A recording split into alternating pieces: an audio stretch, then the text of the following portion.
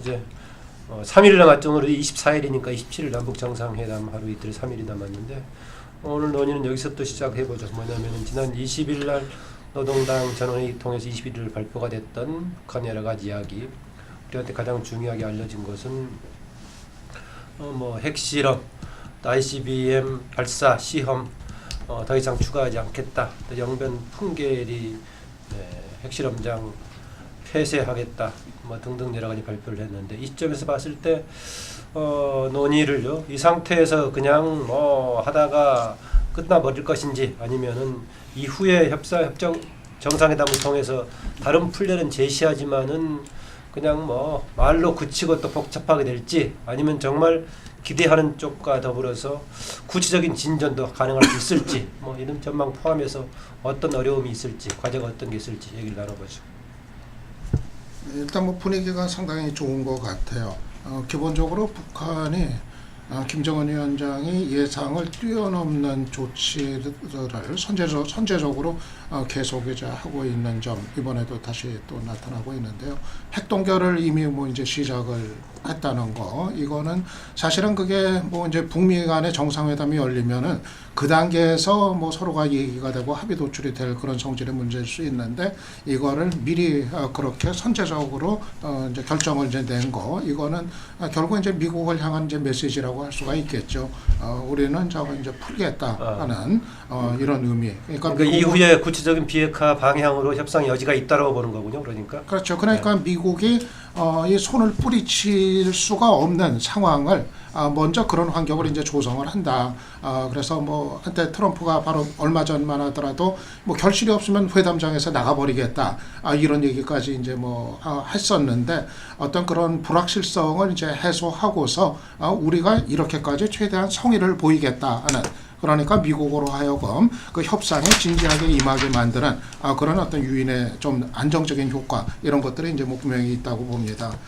그렇게 보면은 지금 북한이 김정은 위원장이 취하고 있는 그런 일련의 조치들 이런 거를 놓고 보면은 아마 트럼프가 굳이 그거를 뿌리치면서 그래서 중간에 이제 그 포기를 해버릴 던져버릴 이런 가능성은 좀 희박한 거 아닌가 그렇게 이제 보이고요. 그렇게 보면 아마 남북 정상회담에서 잠정적인 합의 4.27 선언을 통해서 이게 마련이 되고 그거를 전후해서 우리와 이제 미국 정부 간의 이제 조율 이런 거를 거쳐서 북미 정상회담이 좀 긍정적인 방향으로 계속 이어질 가능성이 대단히 지금 높아지고 있는 거 아닌가 이렇게 판단이 됩니다. 이후에 긍정적인 방향으로 진행이 될 것이다. 문재인 대통령 그 성과의 최종 데드라인을 2년 안에 모든 것을 완결하는 방향으로 추진하겠다. 말은 그렇게 하고 있습니다. 지금 그 사회자님께서 말씀하신 거는 굉장히 중요한 이야기입니다. 이거는 노무현 대통령의 대북 정책과 비교해 보면은 현 정부의 대북 정책은 노무현 정부 때에 비해서 굉장히 체계적으로 준비가 되어서 진행이 되고 있다 이런 감을 들어봐요. 네. 노무현 정부도 사실 남북 문제를 대북 문제를 많이 풀고 싶었던 면이 있었지만 노무현 대통령은 이 문제와 관련해서 상당히 준비가 안 되었다고 표현해야 되나 초기에 잘못 다뤘던 부분이 있죠. 혹시 이런 기사를 기억을 하는지 모르겠는데 DJ 정부 말년 무렵에 그 당시 보면은 북한이 일방적으로 재래 그 무기 체제를 병력도 내가 알기로 그때 10만 단 이상을 감축을 하고 이 포 상당히 낡은 포이긴 해도 많은 그 포를 그 폐기 처분하면서 일방적으로 폐기 처분을 합니다. 재래 무기를 그쪽에서 감축을 하면서 그렇다고 남한 우리 정부에 거기에 상응하는 조치를 요구하지도 않았습니다. 그러다가 이제 노무현 대통령이 당선되고 당선자 시절에 남북 관계가 처음부터 단추를 잘못 끼었죠. 유명한 발언이 있지 않습니까? CNN 인터뷰하는 과정에 되고 NHK CNN에 그 인터뷰하는 과정에 되고 그쪽 기자가 물었을 때 북한의 인권 문제를 물었을 때 그 문제는 전적으로 김정일 국방위원장의 책임입니다. 그런 발언을 하고 그 다음에 남북 정상회담에 대해서 상당히 뉘앙스가 좀 묘한 뉘앙스로서 뭐 저쪽이 지도자는 한번 만나는 봐야 될 것이 아닌가 이런 식의 어떤 그 초기 접근을 하면서 남북 간 정상 간의 어떤 그 레포 형성에서 굉장히 그 잘못된 그 과정을 거쳐갑니다. 그러다가 유명한 그 방미 사건 부시 대통령 만나서 했는 발언까지도 이어지고 아마 내가 볼 때 현 정부는 그것에 대한 학습을 철저히 하지 않았는가. 반성적 학습을. 예, 그래서 왜 노무현 정부가 남북 문제를 제대로 풀지 못했고 그래서 적어도 그런 어떤 과오 실수는 하지 않겠다라는 것이 굉장히 이번에 전략적으로 잘 준비되어서 진행이 되고 있고 그것이 정권 이내 출범 2년 이내 이것을 마무리 지어야 되겠다는 전략적 기간까지 설정을 한 것 같다. 그래서 성공 여부는 제가 잘 모르겠습니다만은 적어도 노무현 정부에 비해 갖고는 굉장히 체계적으로 준비가 잘 돼서 진행하고 있다. 저는 그렇게 네. 보겠습니다. 이번에 그 20일 날 발표를 두고 뭐 빅터차 등 여러 사람의 경우에는 뭐 제가 봐도 액면 그대로 놓고 보자면 이것은 비핵화 추진보다는 현 단계에서 이제 완성했기 때문에 경제 집중하겠다라고 얘기하고 있는데 우리 쪽이라든가 미국 쪽의 기대는 이후의 병진은 비핵화 경제를 병진하는 거다 이런 식의 해석도 있습니다. 저는 뭐 그런 거 별 의미가 없다고 보고 있고요. 북한이 무슨 비핵화 경제를 병진한다든가 말든가 뭐 더 알아서 하는 거지. 뭐 우리가 그까지 신경 쓸 것도 없고 중요한 부분은요. 한국이 컨설팅을 해줬다고 봐요. 거기에 김정은의 태도가 또 스타일이 제가 아버지나 할아버지하고는 좀 달라요. 그리고 이제 트럼프의 저는 어떤 충동적인 성향 이런 것들을 결합을 해서 이걸 딜 쳐서 끝내보자는 게 한국과 북한의 입장이라고 봅니다. 거기에서 예를 들어서 완전한 진짜 CVID형 비핵화가 들어있느냐? 저는 안 들어있다 봐요. 결국은 이번에 김정은이 이야기한 거는 동결 그리고 그 다음에는 ICBM만 폐기 이 선에서 나머지 그럼 ICBM 폐기는 미국한테 호소하는 거 아니에요? 예, 그렇죠. 이제 그게 미북 정상회담 때 결국 그게 주어지면서 나머지 기간은 좀 길게 빼자고 할 거고 트럼프는 한 방에 보상이나 폐기까지 다 끝내자고 할 건데요. 트럼프 뜻대로 북한이 갈 가능성은 저는 없다고 봅니다. 그렇게 보세요? 없다고 보고요. 결국은 트럼프가 중간 선거가 급하고 지금 북한은 한국이 짜줬다고 보는데 왜냐하면 한국의 이거와 관련된 조성렬이나 문정인이나 청와대에서 나온 내용이 제가 증거 없이는 절대 이야기 안 해요. 트럼프의 중간 선거까지 예를 들어서 이 북한이 성의를 보이고 그 다음에 내년 봄쯤에 연락사무소를 개설하고 2020년 7월 달에 공화당의 후보 확정시까지 나머지 일들을 처리한다. 그러니까 이제 북한이 이 대사관계를 수립한다. 그러면서 핵을 한 2년 직후에 폐기한다라고 한국은 2년, 북한은 2년 플러스 더 알파. 지금 이렇습니다. 미국은 6개월부터 1년 사이에 없애는 거요. 그럼 종전선언은 기본적으로 들어가겠네요. 대사 관계들 뭔가 확보하려면은. 그런데 이제 종전선언은 상징적으로 한국이 이번에 북한하고 이야기를 하겠지요. 근데 상징적으로 이야기한다고 종전선언이 되는 게 아니라 종전선언이 되면 그 종전선언에 대한 선언을 하겠죠. 저는 종전이 될 거라고는 안 봅니다. 왜? 당사자들이 다 합의를 해야 종전이 되는 거지.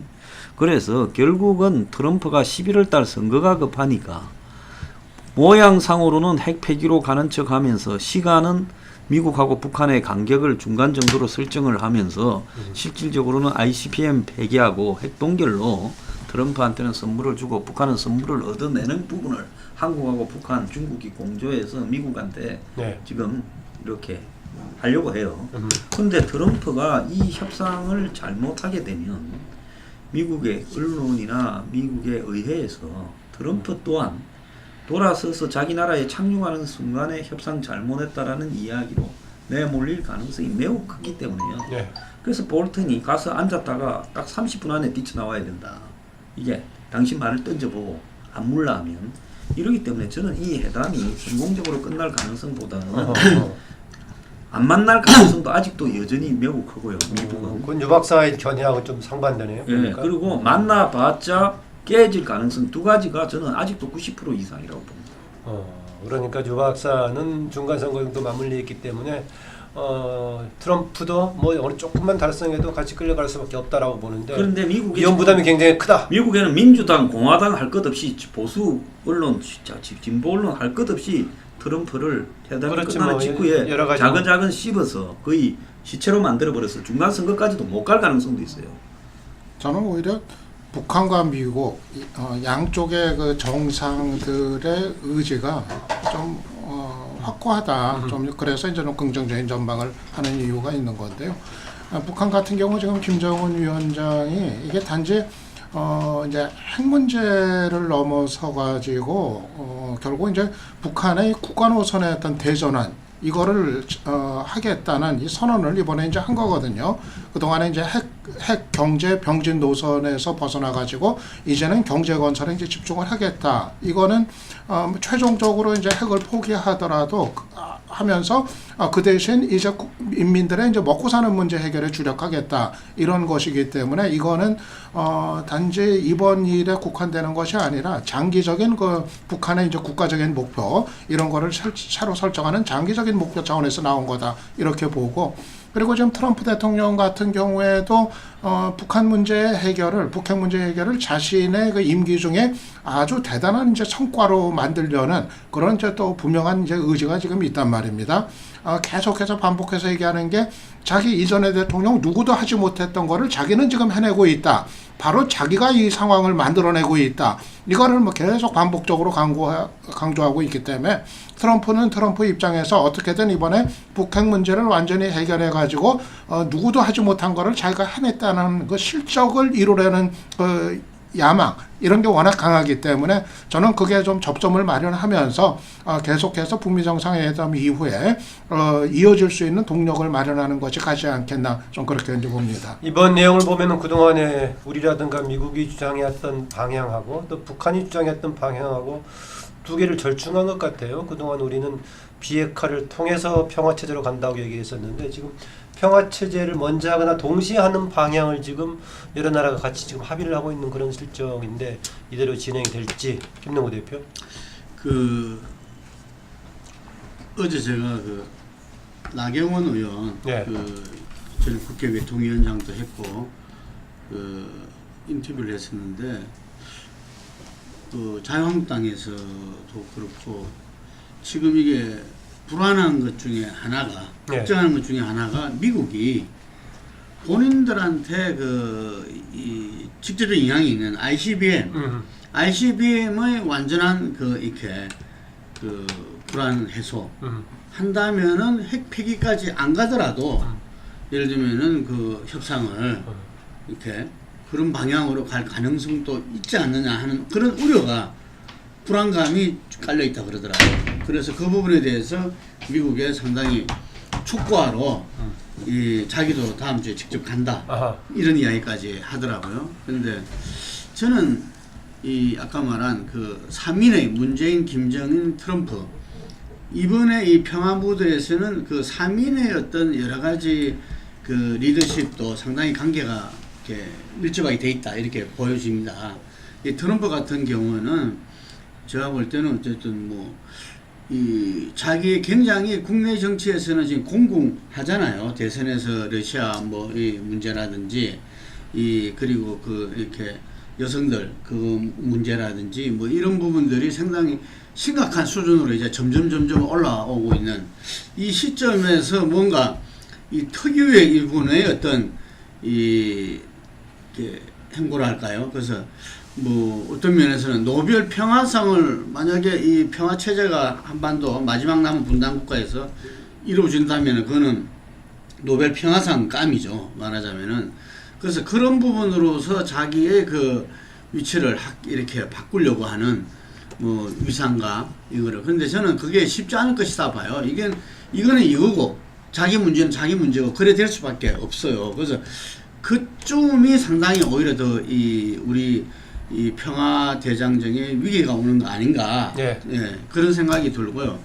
지금 김정은 위원장 같은 경우는 아주 자신감이 저는 충만되어 있다. 본인이 전략적으로 한 그런 프로세스에 따라서 지금 진행되고 있다. 이렇게 보여지고, 그리고 김 위원장 같은 경우도 북한이 앞으로 살 방도 이런 부분에서 명확하게 핵으로 살 수 없다는 부분을 분명히 인식을 한 것 같고요. 이게 그래서 아까 말씀대로 문재인 대통령도 지난번에 14부분들을 준비위원장으로 철저히 겪었기 때문에 그 이후에는 상당히 나름대로 불안한 준비가 아니라 상당한 준비가 된 지금 현재 이 평화체제의 흐름은 있다고 보여집니다. 그래서 네. 저는 4.27 남북 정상회담도 예를 들면은 그 종정선언 이상의 어떤 그 성과가 있을 것이다. 예, 그리고 이후에 벌어지는 5.16초 북미 정상회담 자체도 이 부분들이 저는 문재인 정부가 뭐 운전자를 잘해서 그 미국이 북한과의 어떤 이 관계를 개선하려고 어떤 이 변화를 모색하는 것이 아니라 미국의 자체 판단에서 자체 정보와 자체적인 어떤 북한 간의 어떤 교섭을 통해서 그런 방향을 잡았다고 이렇게 보여지고요. 누가 보더라도 강경파인 폼페이오 전 CIA 국무장관이 이렇게 그 북한에 가서 김정은과 서너 차례 대담을 했다고 그러잖아요. 그래서 저는 이 부분의 그 방향은 거스릴 수 없을 것이다. 하지만 뭐 우리가 늘 이야기하듯이 악만 디테일에 그 담겨 있다고 이야기하듯이 실제적인 그 과정, 포괄적이든 일괄적이든 단계적 동시적이든 어떤 그런 어떤 이 서로가 합의가 있으면 그 합의 이행하는 그 과정에서의 문제. 지금까지 제네바라든지 우리 그 일부 선언이라든지 다들 그 진행 과정에서 문제가 생겨서 다 파토났던 거 아닙니까? 네. 그래서 저는 그 부분이 상당히 중요하고 거기에서 이 예를 들면은 그 기간에 대해서가 아주 가장 강력한 서로 줄다리기가 되지 예. 않을까 이렇게 생각합니다. 뭐 관련된 사안이 뭐 두세 개가 더 있기 때문에 짧게 넘어가겠습니다. 아까 황 소장도 얘기했던 것 같고 나경원이 얘기했다는 미국의 입장에서 봤을 때 ICBM 문제만 폐기가 된다면은 뭐 다른 핵 문제는 그냥 뭐 유발할 수도 있다라고 이렇게 했는데 그게 되게 해석할 때 우리나라 관계만 얘기하는데 이게 동북아 질서에서 핵 유지는 좀 영향이 있지 않을까요, 황 소장? 지금 단중거리 미사일 폐기 문제를 일본이 이번에 아베가 트럼프 예. 만나서 강력하게 이야기하고 왔죠. 근데 사실 일본이 그렇게 이야기한다면 한국은 스커드 미사일에 핵을 예. 탑재해서 쏴도 한국까지 떨어지는 거는 아무 문제가 없단 말이에요. 예. 한국도 또한 일본 이상으로 거기에 경각심을 가져야 되는데 한국 국민들은 좀 정신이 나간 국민들이니까 제발 그대로 좀 써주십시오. 쓰지 예. 말고. 그러니까 별 관심들이 없는 거지요. 북한이 우리한테 안 쓸 거다. 자, 근데 한번 생각해 보십시오. 북한이 과연 핵이 없었다 하면 미국하고 수교하는데 문제가 있을까요? 전혀 없습니다. 북한이 핵이 없어도 미국하고 미국 인정할게, 그리고 우리 도발 안 할게 하고 미국하고 협상을 해서 수교하고 종전선언 가는 데는 핵이 없어도 문제가 안 돼요. 핵이 있어서 이게 도출되었다라고 볼 이유는 없는 겁니다. 그러면 북한이 핵을 만드는 거는 미국하고 화해하고 평화무드로 가기 위해서 핵을 이용해서 그렇게 끌어간다고는 상관이 없는 문제예요. 그렇기 때문에 이 일에서 북한의 김정은이가 바보입니까? 머리가 굉장히 잘 돌아가는데요. 저 중간 선거까지만 좀 끌고 가보자. 그리고 미국의 중간 선거 결과에 따라서는 내가 칼자루를 잡는다.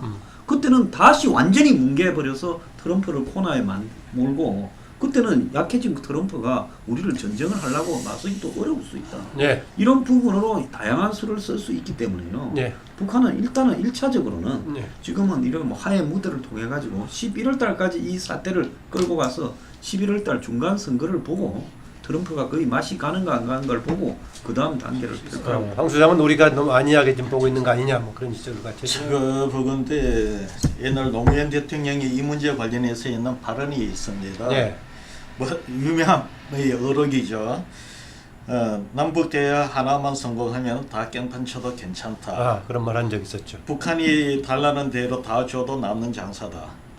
북핵 발사는 위협이 아니라 단서도 없다. 아니다. 단서도 없다.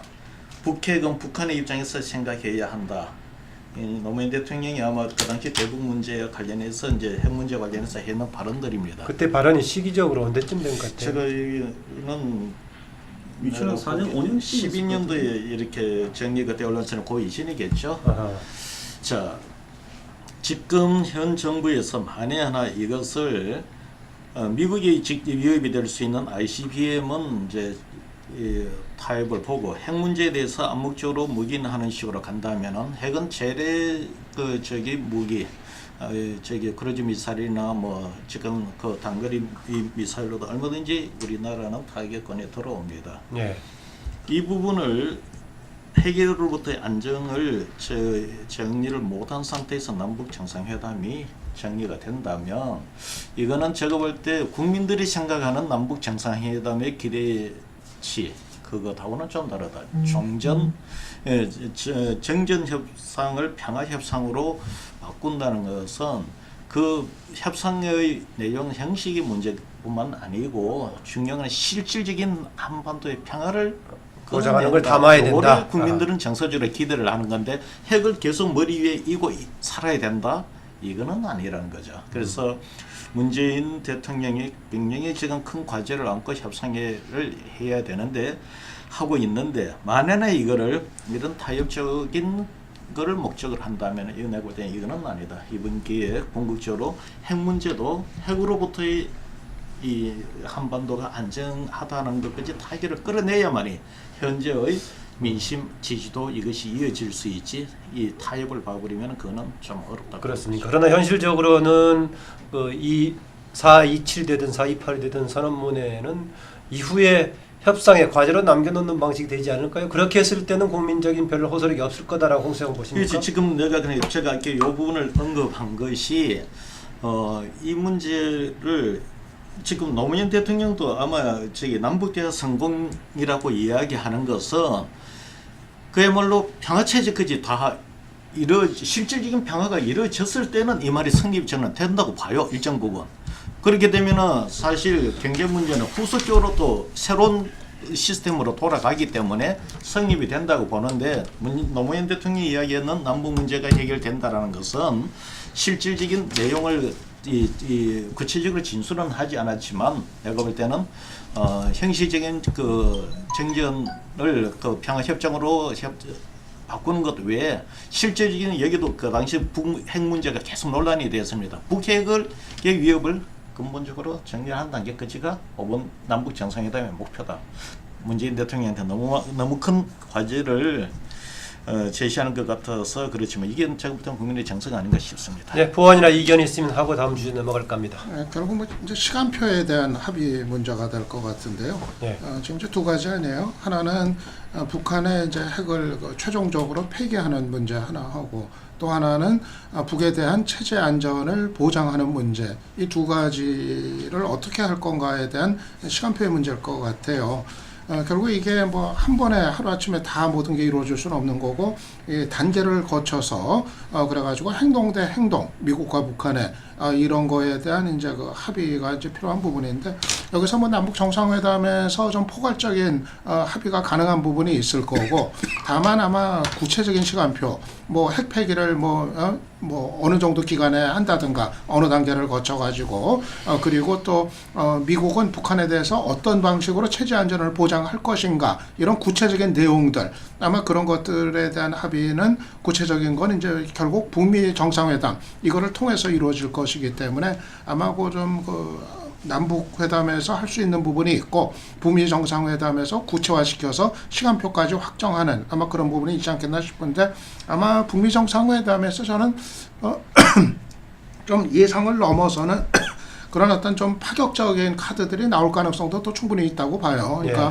그거는 북의 경우도 마찬가지고 트럼프는 트럼프대로 또 상당히 파격적인 제안을 북을 향해 가지고 체제 안전 보장과 관련해서 내놓을 가능성도 또 있어 보입니다. 예, 아까 홍 소장이 구체적인 내용을 담지 않았을게 그렇게 국민들에게 새로운 매력을 주기는 쉽지 않다라고 얘기하셨는데 그래도 상당수의 사람들이 어쨌든 간에 이번에 정상회담을 거치고 나면은 문재인 대통령의 국정운영 주도력에 힘을 보태는 쪽이 아니겠느냐라는 얘기를 합니다. 특히나 지금 시작부터 세계적으로 생중계 방송을 하는 이벤트 아마 김정은도 이런 이벤트 기술을 상당히 가지고 있을 걸로 보고 더구나 문재인 정부 이것 잘하고 있기 때문에 이런 뭐 형식상도 같이 결합해가지고 좀 국정의 주도력을 만드는 데는 중요한 좀 계기가 되지 않을까 그렇게 해석하는 사람들이 많습니다. 내용이 중요하죠. 아무리 이벤트 해봤자 이벤트 가지고 쇼는 항상 끝나기 마련입니다. 그렇죠. 쇼는 그렇기 끝나죠. 때문에 이번에 쇼 잘하는 두 사람이 만나갖고 더블로 듀엣으로 쇼를 하는 건데요. 네. 그래 무슨 뭐 아니 청와대 소통수석이 나와가지고 모바일로 중계한다 이런 소리까지 그거 그냥 하면 되는 거죠. 통신사들이 알아서 할 일을 소통수석이 이야기를 합니까? 그래서 명칭을 소통수석이 예, 했으니까. 그래서 쇼통수석이죠. 근데 제가 볼 때 하루만 지나면 미국에서 네. 너네 지금 미국에서 엄청난 경고를 보내고 있어요 한국에. 네. 그게 뭐냐면 너네들은 비핵화에 대한 이야기, 이산가족 상봉이나 너네끼리 해야 될 이야기만 하지 미북 정상회담의 영역에 속하는 부분을 너네 둘이가 사전에 합의를 해가지고 예를 들어서 종전선언이나 평화협정에서 먼저 나가지 마라. 그래서 트럼프하고 이 김정은이가 만나서 회담할 내용에 한국이 북한하고 더불어서 알박기를 해가 중국 이야기 비슷한 거. 지금 한국 이야기나 중국 이야기나 북한이나 똑같잖아요. 투트랙이니 베를린 선언이니 체제 보장이니 따져보면 똑같은 이야기예요. 단계별 동시적 비핵화자. 그 한국이 북한 편을 들고 있다고 중국 편을 들고 있다고 미국은 해석하고 있어요. 지금 미국 잘 돌아가는 것 같죠. 개뿔 잘 돌아가기는 속으로는 진짜 하나도 안 믿고 있어요. 동맹이라고 할 수 없을 정도의 관계까지 가 있어요. 그럼 이런 상황에서 만약에 한국이 미국 경고를 무시하고 북한의 김정은이하고 지금 다 써난 걸로 보이는데 서훈이하고 정의용이가 북한에 다시 안 가는 거는 이미 다 써놨다는 거 아니겠어요? 합의문을. 그래서 왔다 갔다 하겠죠. 매일 남북으로 누군가는. 그런데 하루 안에 미국에서 반응이 나오고 그러면서 미국의 이런 부분에서는 트럼프를 지지하든 안 하든 거의 단일한 의견으로 정리될 가능성이 매우 크다고 봐요. 예. 그렇게 나오면서 이 정상회담의 세계적인 쇼가 하루 만에 악몽이 될 가능성이 저는 매우 크다고 보고 있어요. 그래서 한국이 할 수 있는 부분만 해라라는 경고를 지금은 무시하고 가는 것 같아요. 예, 그럼 1차적인 거기에 대한 뭔가 좀 부정적인 상황이 생길 여지가 꽤 있어 보인다라고 황수장은 보고 있는데 그거는 1차적으로 미국 측의 반응으로부터 그래서 짧게 나올 이야기- 것이고 그걸 우리 짧게. 국내에서 받을 거다 뭐 이렇게 보고 있네요. 짧게 이야기를 할게요.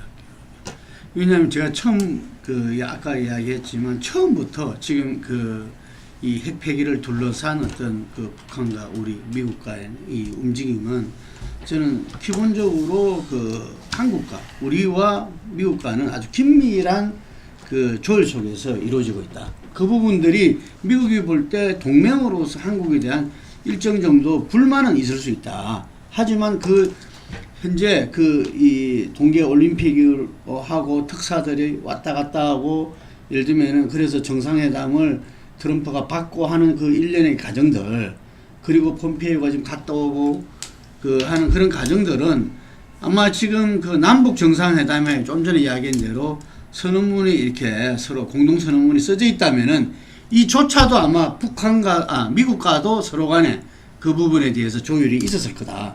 이렇게 봅니다. 이게. 그렇기 때문에 저는 이게 그냥 이렇게 어느 날 시점에서 문재인의 어떤 쇼에 의해서 벌어졌다는 이런 게 결코 아니고 지금 이것이 저는 세계사의 하나의 흐름이다. 그 흐름이 동북에서 이렇게 나타나고 이걸 계기로 해서 어떤 새로운 어떤 동북아 이 뒤에 보면 나오는데 질서가 평화체제로서 잡힐 것이고 저는 우리나라도 이 흔히 말해서 지금까지 이 해방 이후에 지탱해 온 가장 큰 게 이 분단 이데올로기였잖아요. 네. 그래서 한국도 엄청나게 바뀔 수밖에 없고 네. 한반도도 변화되고 이게 국제 정세에도 엄청난 영향을 줄 거다 이런 네, 아까 제가 초반에 꺼낼 때 현 단계에서 뭐 3가지 방향 정도 얘기했는데 김능구 대표는 가장 낙관적인 전망. 그 부분에 대해서 제가 추가로 말씀드리면은 이 남북 문제, 이 문제, 핵 문제, 이 평화 안정 이거는 오래 전부터 이것은 과제였고 핵 문제가 등장하면서 육자회담 체제가 들어섰습니다. 그러나 10여 년이 지난 지금 시점에서 육자회담을 이야기를 하지만 실질적으로 남북 당사자 간의 비중, 힘이 훨씬 더 커졌다. 그것은 단순한 시간이 흘러서 지금의 대화가 이렇게 진행이 돼서 그렇다는 게 아니고 북한의 힘은 저 군사력으로 핵의 개발 단계에 들어선 저 힘으로 표현해야 될지 모르지만은 남한이 과연 과거에 미국 또는 일본 주변 국가로부터의 간섭에 대한 영향력을 받아들이고 거기에 따라야 되는 정도의 어떤 역관계 정도가 10년 전에 비해서 현재 우리나라가 많이 바뀌어 있다. 그 당시에 미국의 영향력은 지금은 훨씬 더 컸지만 지금은 우리나라 정부가 그런 우리나라 문제를 한반도 문제를 주체적으로 독자적으로 해결해 나갈 수 있는 힘이 훨씬 더 커져 있다. 커졌다. 미국과의 어떤 이해관계 의견 충돌 조율이 필요하지만은 미국의 의견에 100% 따라야 될 또 이유도 또는 또 10여 년에 뭐 어떤 이유 때문에 더 커졌다고 보세요? 군사력, 경제력 모든 부분이 약했죠 우리나라가. 자, 이전에는- 우리가 한번 이야기를 해봅시다. 제가 대학교 다닐 때에도 일본이 우리나라의 경제력을 GDP 관리할 때 10배 이상의 경제 대국이라고 이야기했습니다. 지금은 아마 3배 정도? 4배는 3배, 4배 그 정도이고 지금 수출입 문제, 총 수출 그걸 봐도 지금 일본이 우리나라의 수출을 합하면은 옛날에는 10배 뭐 그런 수준이죠. 지금은 이제 1.5배도 안 돼요. 1.12, 3배 정도 수준까지 돼가 있습니다. 바로 이것이 그 우리나라의 어떤 그 경제력, 국력 또 북한이 어쨌든 현재 저 상황 이런 것들이 남북 문제를 풀어가는 데 있어서 남북 당사자의 의견 이것이 예. 훨씬 더 커지는 상황으로 가고 있다. 네, 알겠습니다. 오늘은 보니까 뭐 이렇게 그 평화의 집에서 회담하는 것도 아닌 딱 경계에 약간 견해차가 있는데 스펙트럼은 김능구 대표에서부터 이렇게 쭉 가네요. 이번에는 이제 문재인 대통령, 문재인 정부의 집권 다음 달 우리가 오늘 회의는 4월달에 합니다만 다음 달에 5월 9일 날 선거가 있었고 취임은 5월 10일 날 했습니다. 1년 되는 건데 가장 큰 게 박근혜 정부가 박근혜 대통령의 탄핵으로 이제 나갔기 때문에 박근혜 정부의 탄핵이라는 것이 뭐 정책적인 실패라기보다는 국정 운영에서의 문제 때문에 갔던 것이니까 국정 운영 방식이라든가 대통령의 리더십 또 뭐 여야 관계 이런 걸 포함해서 어떤 점이 새롭게 긍정적으로 바뀌었고 어떤 것은 바뀌지 않았거나 오히려 부정적으로 바뀐 것이 있는가 이런 기준으로 좀 얘기를 해보겠습니다. 문재인 정부 1년 동안 이렇게 높은 지지율이 뭐 가능했던 거는 기본적으로 이제 적폐청산의 기조 이것이 이제 좀 국민적인 호응을 그만큼 이제 받았다. 이거는 한 번은 좀 제대로 거쳤어야 될 과정으로 이제 평가를 받았다는 게 1차적일 것 같고, 그리고 특히 대북 정책에서 상당한 이제 능력을 발휘했던 거, 준비된 모습을 보였던 거, 뭐 이런 것들이 아마 좀 크게 작용하지 않았나 이제 생각이 됩니다. 네. 어떻게 보면은 과거 이제 이명박 박근혜 정부가 워낙 나라를 엉망으로 만들어 놨기 때문에 그만큼 또 문재인 정부에 이제 좀 새로운 힘이 실릴 수 있었다 얘기가 가능할 것 같고. 구체적인 성과는 적폐청산과 대북 문제를 얘기하시네요. 그런데 그렇다고 해가지고 이런 거 지금 같은 방식으로 이제 또 마냥 뭐 갈 수가 있는가? 또 이제 그거는 아닌 것 같아요. 어차피 뭐 지방선거에서는 지금 이제 여당이 뭐 승리가 뭐 예상이 됩니다만은 그 이후 어떻게 보면 지방선거 이후가 이제 집권 위기라고 할 수가 있을 텐데 뭔가 그 국정 기조의 어떤 좀 변화 같은 거 이런 거 이제 필요한 시점이 이제 다가오고 있는 거 아닌가 이제 생각이 됩니다. 그거는 이제 다름이 아니라 높은 지지율에 갇혀가지고 모든 걸 이제 우리끼리 할 수 있다 하는 이런 것이 좀 이제 너무 강한 이제 나머지 사실은 그 지난 그 촛불 거치면서 부여된 과제 가운데 이 협치였던 과제 같은 거 이런 거는 제대로 이제 이행이 되지 못하고 소홀히 됐는데 아마 좀 앞으로 안정적인 국정 운영을 위해 가지고는 그 어떤 협치의 노력. 협치의 상대는 지금 뭐 가시화되지 않았어요. 뭐 정의당이라든가 뭐 평화당이라든가 이런 또는 뭐 경우에 따라서는 바른미래당은 선택적으로 뭐 이렇게 지난 1년 왜 안 했죠 그러면? 그런 것이 일단은 뭐 여야 양쪽의 책임이 있겠지만은 기본적으로는 청와대가 굳이 어떤 그런 협치의 필요성 이런 거를 굳이 그렇게 의식을 안 했던 거로 보입니다. 우리끼리 충분히 할 수 있다. 이런 좀 자신감이 이제 앞선 그런 건데, 근데 저는 이 100년간은 지지율이 없다고 이번 지방선거는 승리를 하더라도 2년 후에 있게 될 다음 총선은 또 어떻게 될지는 그거는 또 다른 문제일 수 있다. 그 2년의 시간에 또 어떤 변화가 있을지 모르고 특히 지금 어떻게 보면 자유한국당의 홍준표 대표가 사실은 문재인 대통령을 도와주는 측면이 대단히 강하다고 봅니다. 기본적으로는 야당의 질의멸멸, 제1야당의 저 모습이 문재인 정부를 이제 도와주고 있는 그런 이제 결과로 이어지고 있는데 자유한국당도 뭐 선거 이후에는 뭐 또 모종의 어떤 변화를 모색하지 않겠어요. 벌써 보니까 뭐 이완구 전 총리가 뭐 당권 도전 시사를 이제 하기도 하고 홍준표 체제가 마냥 저렇게 가지 않고 제1야당이 또 변화를 모색한다면은 전반적인 정치 지형의 변화도 또 내다볼 수가 있는 거고, 그래서 저는 문재인 정부가 아직까지 사실 대북 문제 빼고는 국정의 실질적인 성과는 사실 약한 편입니다. 예. 특히 국민의 먹고 사는 문제에 관해서는 실적이 아직까지 가시화된 게 없기 때문에 좀 더 긴장을 하고 그러면서 이제 집권 2기를 이제 준비를 해야 될 그런 이제 시점이 아닌가 생각이 듭니다. 네. 제가 문재인 대통령 한 1년 가까이 되는 지지율을 이렇게 보면은요. 지금 현재는 고공행진이지만 제가 걱정되는 것은 남북 정상회담 이후입니다. 예. 실제 문재인 대통령 1년 가까이 지나오면서 보면은 남북 정상회담 즉 오는 동계올림픽 진행되기 직전까지 전 그 직전 초입 보면 지지율이 계속 하향 국면을 유지를 했습니다. 그 이후에 남북 정상회담이 제 화두에 오르면서 지금 지지율이 현재 70% 전후 지지율이 유지를 하고 있습니다. 이거를 잘 해석을 해야 되는데요. 왜 남북 정상회담 이전까지는 문재인 대통령이 지지율이 계속 하향 국면을 했고 실제 어떤 지지율에서는 50%대 후반까지 더 떨어진 적이 그런 적이 있었습니다. 있죠. 예. 그건 뭐가면은 문재인 대통령이 그 당시에 제시했던 먹고 사는 문제, 경제 문제에 관련해서는 국민들로부터 그렇게 긍정적인 지지율을 받지 못했다는 겁니다. 예. 그 당시 이야기했던 것 중에서 뭐가면은 최저임금 문제가 됐던 게 다음 정규직의 비정규직의 정규직화 문제, 공공중심 일자리 창출 예. 문제, 또 그거하고는 별건으로 장관이 선임이 되고 장관이 그런 것을 정책을 발표했으면 좋았을 법했었던 문제, 전력 문제에서 원자력 폐기 예. 문제, 원자력, 미세먼지 정책 문제, 예. 그거에 대한 주범으로 경유 차량에 대한 그 규제 문제, 모든 부분들이 총체적으로 이어져서 문재인 대통령의 지지율의 하락으로 계속 이어져 왔던 거예요. 그러다가 이것을 반등 턴을 해주었던 것이 뭐냐면은 남북 정상회담입니다. 근데 이 남북 정상회담이라는 것도 남북 정상회담이나 예를 들어 두 정당 간의 뭐 통합이나 이런 논쟁들을 보면은 그 직전까지는 상당히 지지율이 높습니다. 왜냐하면 그 직전까지는 기대치거든요. 뭐 예를 들어 얼마 전에 이 국민의당과 그 당시 바른당이 통합했을 때 상당히 통합하면 지지율이 높고 그걸 생각했지만은 통합하고 나니까 지지율이 떨어집니다.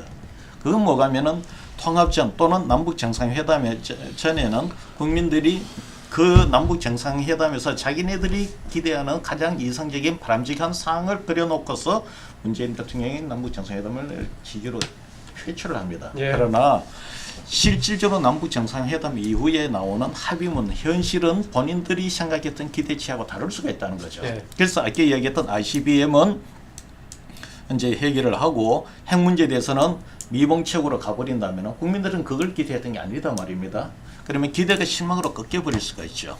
그리고 또 이제 구체적인 해결책 과정에 되어 보면 원론은 쉽게 합의를 할 수 있고 상당히 아름다운 모습이에요. 그러나 세부 세칙을 정해가는 과정에서 항상 보면은 지루하고 아주 논란이 많은 문제로 계속 이야기를 시킵니다. 국정 운영 방식이라든가 인사 문제에 대해서 어떻게 평가해요? 자, 그래서 요런 어떤 여인에서 지지율이 갔는데 그럼에도 불구하고 리더십에서 문재인 대통령의 가장 큰 특징은 이전의 대통령하고 거의 유일하게 다른 게 뭐가면은 굉장히 진정성 있는 대통령이에요. 유일하다시피 해요. 국민들한테 그렇게 비춰진 거는. 그러다 보니까 이 문재인 대통령의 특징은 뭐가면은 뭐 예를 들어 아까 제가 말씀드린 경유 차량 문제, 원자력 문제, 최저임금, 비정규직, 정규직화 이런 문제에 대해서 개별 정책에 대해서는 잘못됐다는 판단을 해도 문재인 대통령이 거기에 대해서 공정성이나 나름대로 갖고 있는 어떤 사회 정의에 대한 진정성은 또 이해를 해요. 그러다 보니까 지지율이 급격하게 또 떨어지는 스타일은 아닙니다. 그래서 역대 우리가 경험했던 대통령 중에서 아주 독특한 국민들로부터 정서적 지지를 제일 많이 얻는 대통령이 아닌가 그렇게 보여져요. 예, 아까 여론 지지 관련해서는 어쨌든 간에 현재 고공 지지의 가장 큰 요인은 정상회담에 대한 기대다. 네. 정상회담 끝나고 나더라도 지금이 거의 절정이기 때문에 계속 유지하기가 간단치가 않다 이렇게 보고 있군요. 예, 황 소장님. 제가 생각을 할 때요. 지금 이 정권이 굉장히 여론 조작의 테크니션이라고 봅니다. 노무현 정권 실패를 거치면서 상당히 그런 부분에 대해서 기술이 뛰어나 있죠. 근데 그렇다고 해가지고 이것이 조작 기술의 메커니즘이 어떤 것들이 있습니까? 지금 언론이 다 말을 안 하잖아요. 어. 비판을 거의 못 하잖아요. 대부분. 박근혜 정권은 인수위 때부터 TV 나와가지고 다들 마음대로 공격을 했습니다.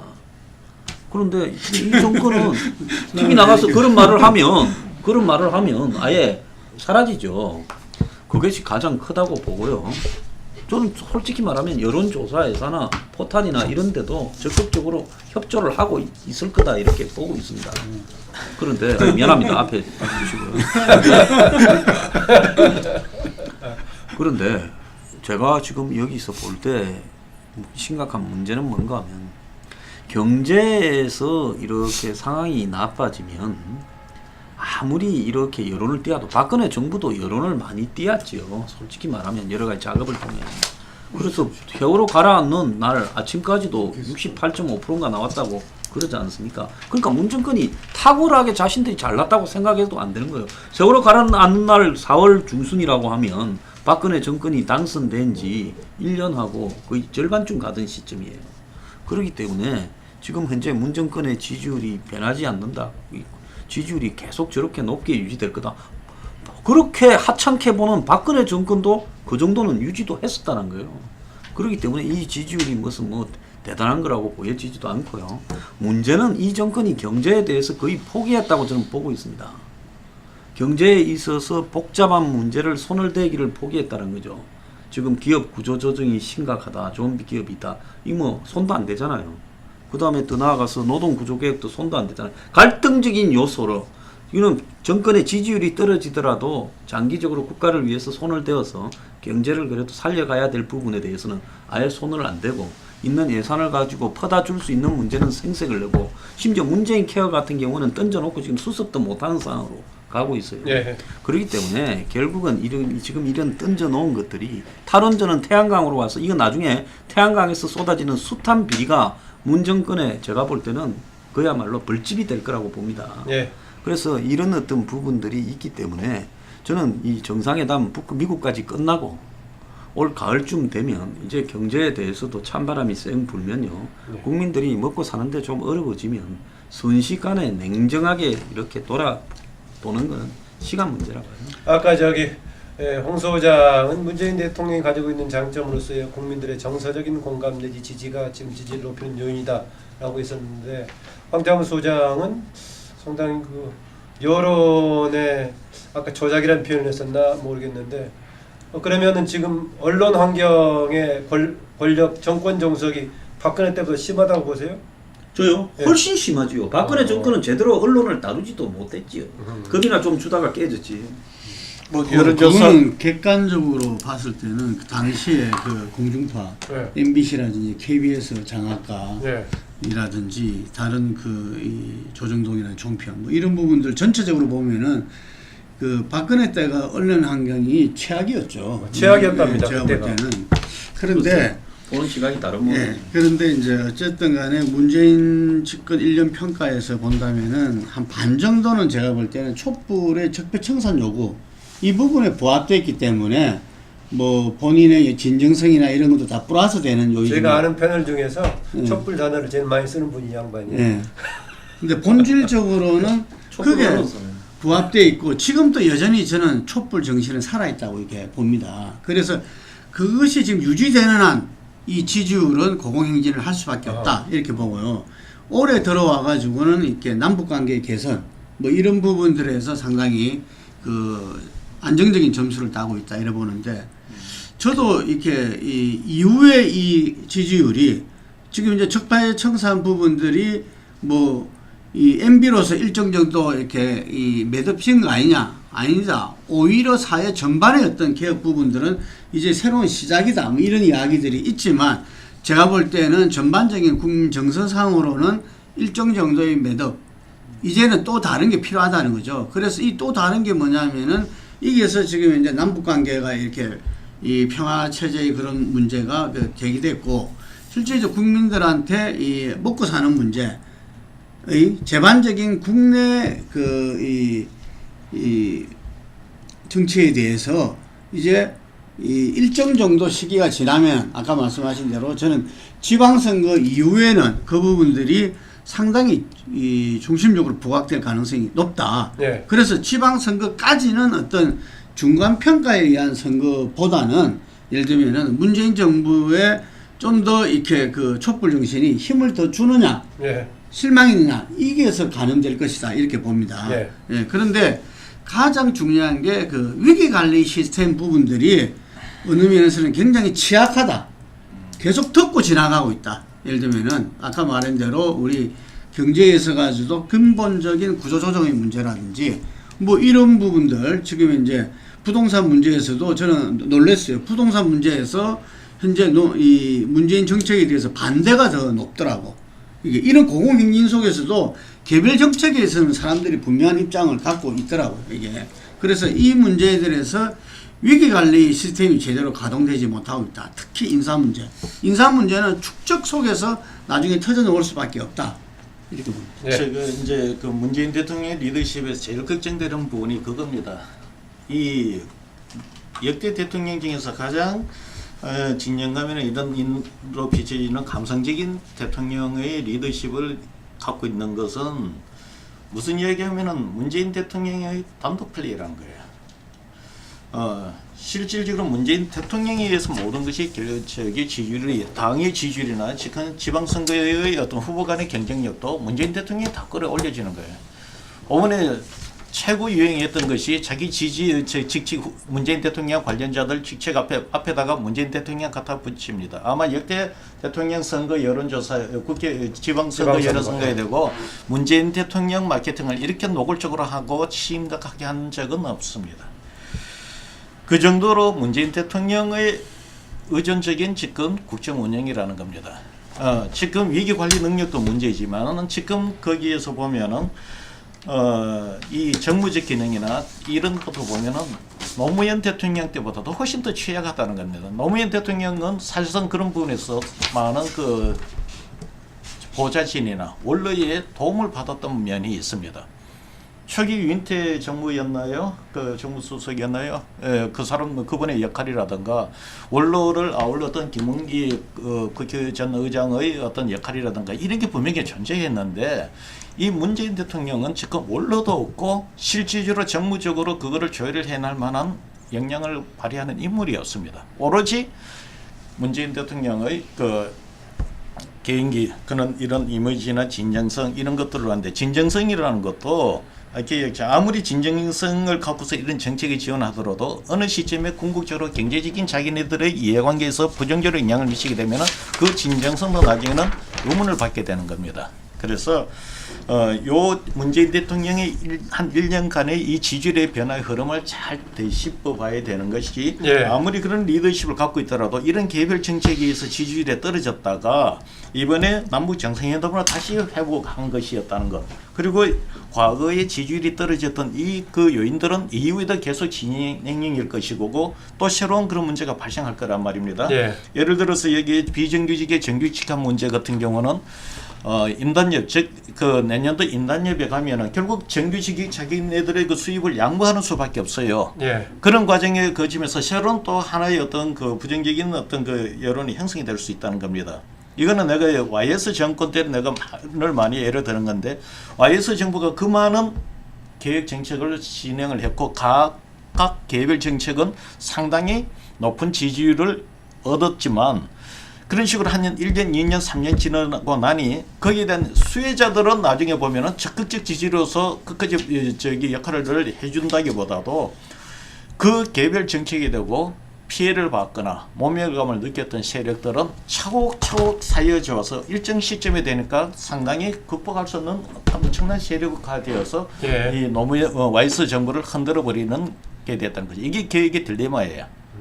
그래서 이 뭐라고 하나요? 이렇게 해서 한계점에까지 차가 올른 이 부분을 YS와는 다른 방식으로 네. 그 개혁 혁신의 피해자 그 불만 있는 세력들을 어떻게 관리하느냐가 중요한 예, 문제입니다. 알겠습니다. 아까 우선 기반이 되는 경제 문제 관련해서 황 수장이 지적했지만은 아직 거시적인 정책은 무엇인지 분명치 않은 상태이고 그때 즉각적인 정책들은 뭐 장단점이 있지만은 부정적인 문제들이 사실 많이 좀 노출이 되는 그런 상황입니다. 최근에 와서는 국정 운영 관련해 가지고 직접 대통령 관련된 건 아니지만 우군으로 인식이 됐던 사람들의 문제가 계속 불거졌죠. 안희정 문제에 김기식, 최근에 트루킹 문제까지 불거지고 있는 상황인데 하여튼 1년을 맞는 시점 거의 유일하게 좀 그 대통령의 힘을 보태고 있는 것이 남북 정상회담이 아닌가 현재로서는 뭐 이런 상황인데 한 바퀴씩만 돌고 넘어가죠. 지방선거. 지방선거보다 큰 것은 좀 얘기했던 것 같은데 지방선거 아까 일단은 전반적인 문제에서 뭐 경남 문제라든가 이런 것은 되게 했던 것 같은데 추가로 주목해볼 부분 지방선거 관련해서 각기 생각나시는 대로 뭐 하나씩 좀 짚어보기로 하죠. 지방선거가 이제 6월 13일이잖아요. 네. 제일 큰 변수는 제가 볼 때 이제 드루킹 사태가 4.27 남북 정상회담으로 꺼지느냐. 네. 안 그러면 그건 그대로 또 굴러가느냐. 추가적인 뭔가가 또 두고 봐야겠지만 어떻게 보세요 그거는? 그런데 지금까지 보면 꺼질 것 같았는데 이 추가적인 내용들이 계속 터져 나오지 않습니까? 네. 그래서 제가 봤을 때 지금 아직 본격적인 내용은 터져 나오지도 않았다고 봐요. 네. 그래서 새로운 내용들이 터져 나오면서 이 불씨가 계속 굴러갈 거다 이렇게 보고 있어요. 네. 안 꺼질 거라 봅니다. 그다음에 이제 미북 정상회담이 6월 초에 한다면 한국에 아마 지자체 선거 전에 하겠죠. 한 일주일 전쯤에 할 것 같아요. 그러면 미북 정상회담이 어떻게 돼버리느냐. 남북 정상회담의 또 결과 이후에 어떤 이 미국의 반응이나 이런 트러블들이 어떻게 흘러가느냐. 이런 부분들이 정권은 경우에 따라 결정적일 수 있겠네. 정권은 자신들한테 굉장히 유리해서 그 이후에 3자회담, 4자회담으로 연결되어질 시점이다라고 이야기하지만 저는 개인적으로 회담을 할수록 더 문제가 터져 놓으면서 제가 볼 때 지자체 선거에도 안 좋은 영향을 미치는 쪽으로 작용할 가능성이 크다고 봅니다. 예. 뭐 보궐선거도 11군데서 치러지는데 국회의원이요. 의미 있게 지켜볼 만한 지역이 있을까요? 서울 2군데 지역에서 야당의 진출 가능성이 좀 있나요? 어떠나요? 원래 그 송파을 지역이 야당이 우세했던 지역이었죠. 예. 왔다 갔다 했죠 과거에. 예. 아니 거의 지금 현재 야당이 했다가 그 지난번 최명길 때는 야당이 공천 파동으로 후보를 못 냈어요. 당시에 그 자유한국당이 공천 파동으로 후보를 못 낸 가운데 선거가 거기가 유영아 나갔지 않았었나? 이게 그 공천이 파동은 있었죠. 엎어져 가지고 공천을 못 했어요. 이게 그래서 유영아도 안 나갔고 못 나갔죠. 이게 그래서 이 상대가 없는 가운데서 그러면은 현 야권은 무소속으로만 나갔어요 당시에? 그랬나? 하여튼 그렇게 됐어요. 이게 그 공천 몇 명이 공천이 날아간 데 있잖아요. 예, 예. 그 대구에 그랬죠. 이제 당에서 해가지고 배려해서 이런 데처럼. 그런데 어쨌든 간에 송파을은 그 토양성으로는 송파가 가벌 병정이 있어요. 예. 있는데 어쨌든 간에 그 병정은 정까지는 없고 가볼 병이 있습니다. 병이 있어요. 네. 그럼 병은 상당히 지금 여건이 이렇게 좀 우세한 토양이고 남인순이 하고 있는. 예, 송파갑은 완전히 지금 보수정당 쪽이 우울한 흔히 말해서 강남 벨트라 이야기할 수 있는 부분인데 이 송파을이 상당히 좀 이렇게 약간 변화가 된 부분입니다. 예. 예, 그렇다 하더라도 이 기본적으로는 보수 세력이 조금 더 우세한 이런 지역이거든요. 그래서 이 부분에서 저는 승부가 최재성 의원이 공천될 가능성이 높다 이렇게 이야기를 해요. 예. 그 민주당에서. 그랬을 때 이게 또 역시 서울시장 선거와 맞물리면서의 어떤 선거연대 이 송파을 지역에서 예. 그 부분들의 성사와 함께 이 뭐 가장 보궐선거 국회의원 지역으로 보면은 한번 주목해 볼 만한 지역이다 이렇게 봅니다. 저는 저기 김경수 의원 지역구를 좀 주목해서 봅니다. 서울은 어떻게 보면 약간 기울었는 김해을. 경기를 얘기하는 겁니까? 김해을을 얘기하는 거. 경남을 얘기하는 겁니까? 경남. 예. 경남 도의사. 예. 거기 그 재보궐선거와 도지사까지 둘 다. 포함해서 사실 이번 선거 큰 틀로 봐서는 현 집권 여당의 그 우위 공시적인 분위기에 사실상 야권이 지금 수시에 몰려 있는 국면이다 말입니다. 그래서 사실 지금 영남 지역에서 선거 승패 여부가 자유한국당 이제 생존의 기로가 될 가능성이 큽니다. 만약에 자유한국당이 부산도 지금 밀리는 상황에서 경남까지 내줘 버리게 돼 버리면은 자유한국당은 생존하기 참 어렵다는 거죠.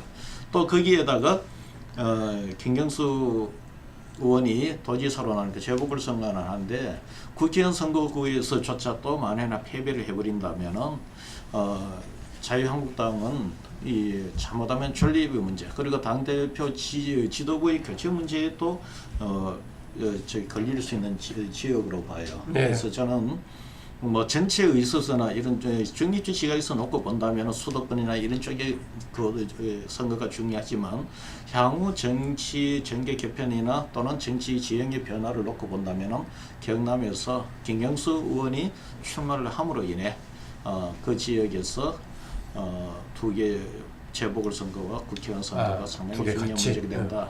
사실 그런 의미에서 오늘 김경수 의원의 루더킹 사건 이후 이 도지사 출마 여부를 결정하는 것은 단순한 자기 개인의 도지사 출마 문제가 아니고 이런 정치적 역관계에서 큰 틀에서 고민을 하고 결정을 했어야 됐는데 그게 어떤 과정에서 이루어졌는지는 저는 그건 잘 모르겠습니다만 굉장히 중요한 지역으로 경남을 만들어버렸다. 네, 아까 말했던 송파을의 그 20대 총선에서는 보니까 김능구 대표 얘기했다시피 김영순 후보가 원래 앞서고 있었는데 유영아 낙하산 공천하니까 반발이 있어가지고 유영아 사퇴하고 결국은 김영순 후보가 무소속으로 최명기라고 붙었네요. 그래가지고 최명기 당선이 됐네요. 이번 지방선거가 양당 구도로 압축이 되는 분위기로 가는 것 같습니다. 그러니까 예전까지 우리 그 정당 구도가 이제 3당 구도, 국민의당이 있었던 시절에 3당 구도로 얘기를 할 수가 있다면은 국민의당이 이제 쪼개지면서 사실상 그 갈라진 이제 두 당이 지금 바른미래당하고 또 이제 평화당이 이제 맥을 못 추는 그런 상황으로 지금 이제 가고 있는 거 아닌가 판단이 되고요. 예. 바른미래당 같은 경우는 지금 서울시장 선거가 그나마 이제 3파전 구도로 일단 시작을 하는 것 제외하고는 여타 지역에서는 거의 지금 뭐 후보 자체가 경쟁력 있는 후보 자체가 지금 여의치 않은 대단히 지금 고전하고 있는 상황을 면치 못하고 이 흐름대로 간다고 하면은 아마도 그 호남이라든가 이제 수도권 지역에서는 뭐 민주당이 지금 단연 우위를 점하고 그리고 이제 영남 지역 그리고 충청 지역 정도가 이제 경합을 벌이는 그리고 이제 제주까지 이런 판세 속에서 결국은 살아남는 것이 민주당의 승리 그리고 이제 제1야당인 자유당의 지금 존속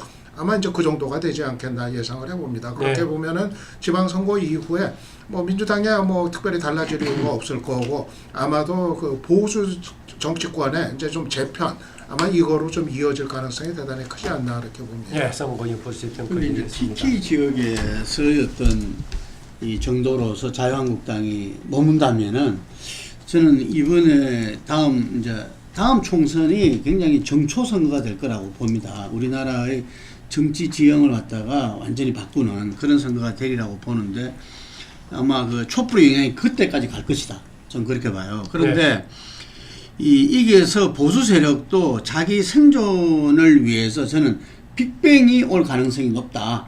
왜냐하면은 그 지방선거 이후에 홍채제가 물러나고 어떤 이 전당대회를 갖다가 이렇게 한다 하더라도 현재 자유한국당의 흐름 속에서는 그 어떤 누가 되더라도 지금 이 새로운 어떤 변화를 실제적으로 해낼 수가 없다. 네. 그랬을 때 보수를 갖다가 지지하는 많은 세력들이 아마 요구가 빗발칠 것이다. 그 속에서 어떤 빅뱅의 형태로서 새로운 어떤 보수 세력의 어떤 이 세력화, 예. 보수 정치 세력의 세력화가 이루어질 수밖에 없고 거기에서 한국 정치도 상당한 변화가 올 수밖에 없다 이래 봅니다. 예, 오늘 여기서 마쳐야 할 것 같은데요. 김능구 대표의 촛불 정신, 촛불 정치는 나중에 시간 있으면 좀 상세하게 들어보기로 하고요. 오늘 우리가 사안 큰 것을 4개나 다뤘습니다. 드루킹 사건 관련 얘기에다가 지금 남북 정상회담과 이후에 이어지는 대북 관련 문제, 문재인 정부 1년 평가, 지방선거 했는데 이 중에서 2가지는 가변적인 거죠. 드루킹 게이트 관련 이후에 진행되는 과정이 어떻게 될 것인가에 따라서 조금 더 변수가 있을 것이고 한반도 평화 관련 문제는 우리의 문제도 있지만은 또 김정은 더구나 트럼프 반응들이 엮여 있기 때문에 오늘 논의를 토대로 한번 지켜보기로 하겠습니다. 어느 분의 진단이 객관적인 상황을 현실을 토대로 좀 전망을 잘해주셨는가 아마 책이 나온 다음에 볼 수 있을 것 같습니다. 수고하셨습니다. 네.